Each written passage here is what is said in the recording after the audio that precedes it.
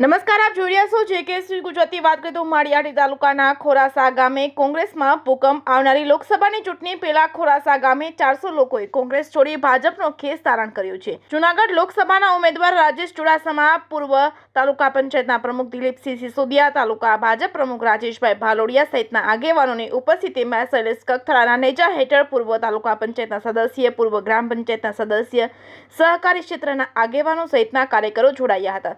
તારીખ 16/5/2024 રોજ લોકસભાના પોતાનું નામાંકન ભરશે તેવી યાદી ઝુલુભાઈએ જણાવ્યું હતું। આ નામાંકન ભરવા તમામ કાર્યકરોને ઉપસ્થિત રહેવા જણાવ્યું હતું।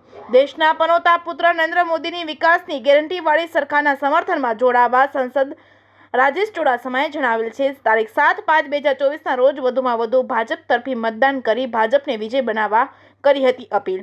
જેકેએસટી ગુજરાતી સાથે પ્રતાપ સિસોદિયા, માળિયાહાટીના।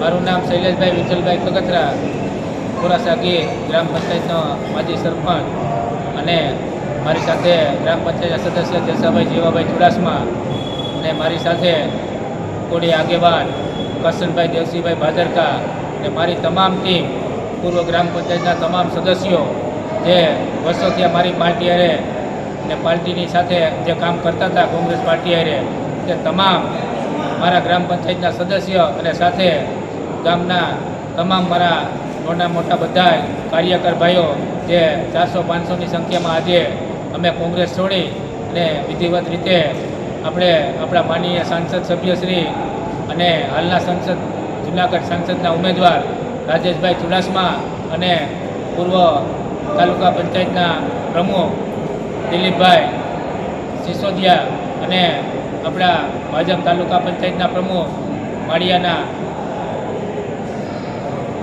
રાજેશભાઈ ભાલોડિયા, તે તમામ ભાજપના આગેવાનોની હાજરીમાં અમે આજે ભાજપનો ખેસ ધારણ છે અને વિધિવત રીતે અમે બધાએ 400-500 કાર્યકર સાથે આજે ભાજપમાં પ્રવેશ લીધેલ છે।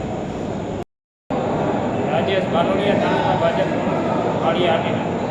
આજરોજ માળિયાહાટીના તાલુકાના ખોરાસા ગામે લોકસભાની ચૂંટણીના અંતર્ગત ખોરાસા ગામે ભારતીય જનતા પાર્ટીમાં પ્રવેશ માટેનો જે કાર્યક્રમ હતો, જેમાં ખોરાસા ગામે ગ્રામ પંચાયતના પૂર્વ સરપંચ શ્રી શૈલેષભાઈ કુકથરા તેમજ ગ્રામ પંચાયતના સાથે સદસ્ય શ્રી જસાભાઈ ચુડાસમાની આખી ટીમ સાથે ભારતીય જનતા પાર્ટીમાં પ્રવેશ માટેનો આજનો કાર્યક્રમ હતો।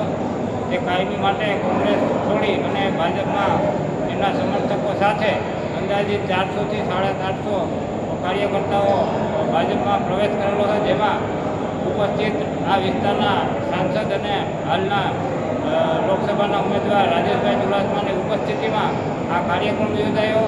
મોટી સંખ્યામાં એના શૈલેષભાઈ અને જસાભાઈના સમર્થકો સાથે ભાજપમાં ખેસ પહેરી અને પ્રવેશ કરેલો છે।